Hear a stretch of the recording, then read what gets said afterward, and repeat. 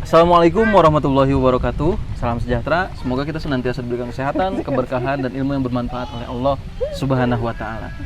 Pada kesempatan kali ini, saya bersama adik kandung nih, kawan-kawan. Halo. Kenal dulu nih. Halo teman-teman, nama saya Jamilatul Fajriyah, biasa dipanggil Ila. Nah, jadi namanya Jamilatul Fajriyah ya. Ini adik pertama, di mana saya adalah keluarga dari 4 bersaudara. Saya kebetulan anak pertama, ini anak kedua dari papa sama mama, ada juga anak ketiga dan si bungsu. Nah, kali ini kita akan coba bertanya-tanya nih. Kebetulan Jamilatul Fajriyah ini seorang bidan. Ya. Masih bidan kan ya, Dea? Masih, insya Allah. Nah, kita akan bertanya-tanya nih, untuk tips bagi ibu-ibu hamil nih, Dek, ketika menghadapi masa-masa kehamilan sampai melahirkan. Apa saja sih yang harus dipersiapkan? Dari mulai kesehatan, kemudian alat-alat apa saja yang harus dipersiapkan, kemudian fasilitas kesehatannya bagaimana gitu. Ya silakan, Dek. Ya, biasanya kan kalau misalkan ibu hamil itu, apalagi hamil pertama, kita kurang pengalaman dan nggak tahu apa-apa ya biasanya. Kehamilan itu dibagi 3. Yang pertama itu trimester pertama, trimester kedua, dan trimester ketiga. Biasanya trimester pertama itu kita itu mengalami mual muntah, ada yang pusing terus, ada yang biasanya kalau misalkan kehamilan pertama yang mabok itu bener-bener mabok, kita itu nggak mau sampai ada yang kena matahari, kita sampai nggak ada yang mau keluar. Atau ada juga hamil kebo. Kalau bahasa awamnya itu hamil kebo. Hamil yang nggak ngerasain apa-apa, nggak ada mual muntah, nggak ada enek apa-apa. Itu lebih bagus. Tapi tipsnya untuk trimester pertama, kalau misalkan ibu-ibu ngerasa mual muntah, ngerasa mabok yang sebegitunya, itu bisa, kalau misalkan makan tapinya kita muntah lagi, itu bisa dengan caranya dengan makan sedikit tapi sering. Porsinya itu sedikit-sedikit aja, tapi harus sering.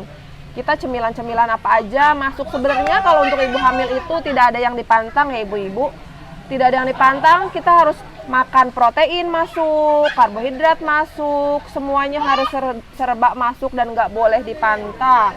Untuk trimester kedua biasanya untuk mual muntah dan pusing itu mulai berkurang. Dan pada trimester 2 itu kita diwajibkan untuk minum FE atau tablet tambah darah sampai trimester ketiga. Dari trimester ketiga itu biasanya persiapan melahirkan. Apa aja yang harus disiapkan dalam melahirkan itu?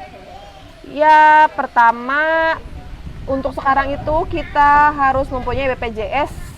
Itu wajib ya ibu-ibu untuk mempunyai BPJS. Harusnya itu dari trimester pertama atau trimester kedua kita harus mempunyai BPJS untuk jaga-jaga melahirkan. Yang kedua itu persiapan untuk melahirkan, bajunya, baju bayi, baju ibu, terus apa lagi ya? Bingung. Nah, sampai melahirkan tuh trimester ketiga berarti. Trimester ketiga, ya. Trimester ketiga itu kita persiapan, kita harus memilih tempat persalinan kita, milih di mana. Harus mulai dari trimester 1 itu kita harus mantap, harus memantapkan fasilitas kesehatannya, iya. Harus memilih di mana. Jangan sampai ibu-ibu misalkan trimester pertama kita selalu kontrol di bidan A, tahu-tahu kita melahirkan di bidan B. Itu kebanyakan kalau misalkan emang mending ya Bu ya, kalau misalkan itu bawa buku pink ya, setiap kontrol bawa buku pink. Itu bidan itu kalau misalkan nolong lahiran, kalau tiba-tiba dateng terusnya udah pembukaan udah lengkap, keadaan pasien kan kita nggak tahu karena sering kontrol di orang lain tapi lahir di kita. Itu kita suka bingung Bu, kalau ada apa-apa tapi yang disalahin tetap kan bidan. Jadi jangan sampai kayak gitu. Kalau mau ngelahirin di satu bidan, kontrolnya di situ aja, begitu. Jadi untuk fasilitas kesehatannya untuk bidannya, iya. Kalau mau dari semester pertama itu atau 3 bulan ya, 3 bulan iya. pertama itu harus sudah di satu bidan sampai akhir gitu ya. Iya. atau enggak trimester ketiga itu harus satu bidan, bisa kayak gitu, kecuali kalau misalkan ada penyakit penyerta. Jadi kalau ada penyakit penyerta itu bisa kita jadi ketahuan loh dari perjalanan dari trimester awal sampai trimester 3 itu si pasien ini kenapa penyakit penyertanya, jadi kita bisa rujuk kolaborasi, jadi ketahuan.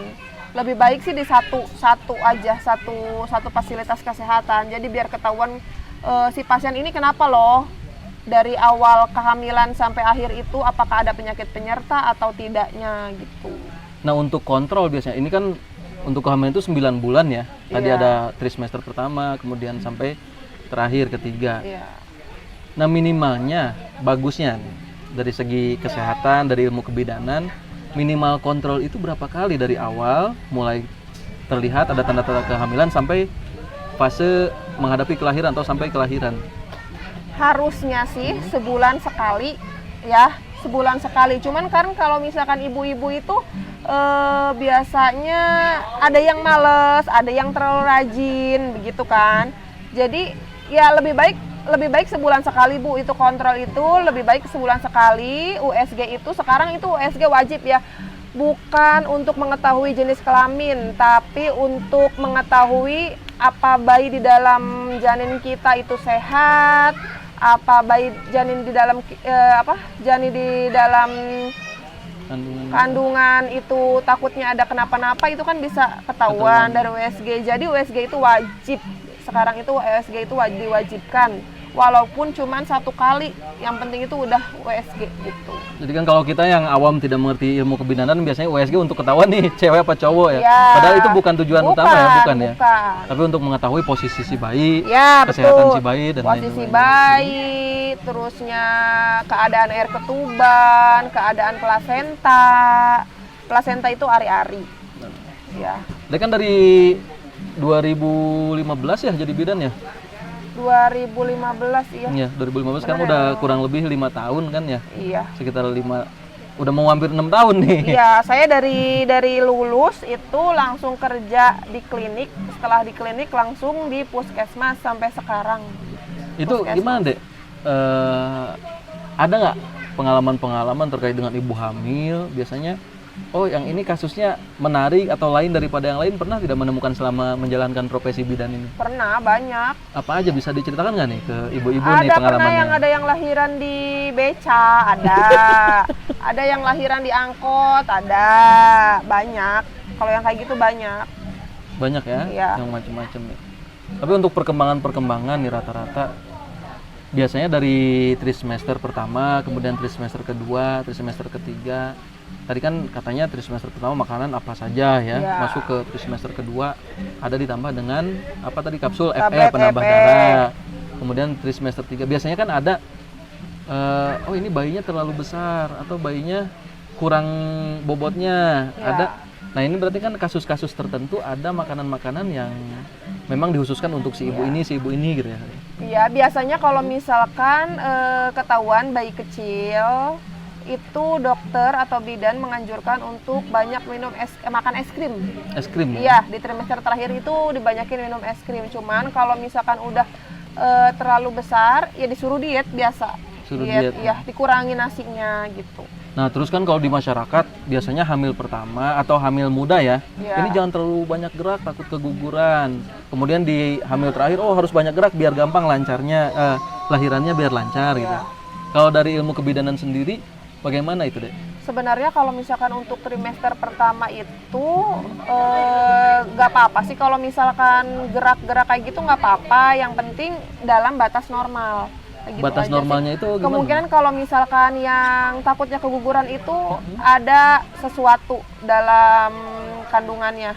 Kalau misalkan emang yang keadaannya baik-baik aja, itu walaupun gerak gimana-gimana juga nggak kenapa-napa, normal-normal aja, nggak akan keguguran apa gimana. Kecuali dia kalau punya penyakit pengerta atau ada apa-apa. Nah, ada kan sekarang sambil usaha juga ya, sambil usaha di Iya. bidang jual beli keperluan-keperluan bayi ya dia, Iya, betul. keperluan-keperluan bayi. Sambil usaha juga, buka toko juga, gendis, apa namanya? Gendis baby soap Gendis baby shop, kawan-kawan. Ini di online juga nggak sih? ada. Di online juga, Gendis baby shop. Ini menjual keperluan-keperluan bayi ya. Dari mulai apa aja tuh keperluan bayi? Pampers, ada baju juga ada. Pokoknya keperluan bayi mulai dari dot, dari perlengkapan bayi, semuanya ada. Ada bedak, sabun, pokoknya semuanya ada perlengkapan bayi kita ngejual juga. Siap grosiran juga kan ya? Siap. Jadi grosiran juga untuk kawan-kawan yang ada di daerah apa cakupannya? Karawang, Cilamaya, Cikampek. Karawang, Cilamaya, Iya. Cikampek yang membutuhkan alat-alat bayi, grosiran bisa langsung hubungi Gendis Baby Shop.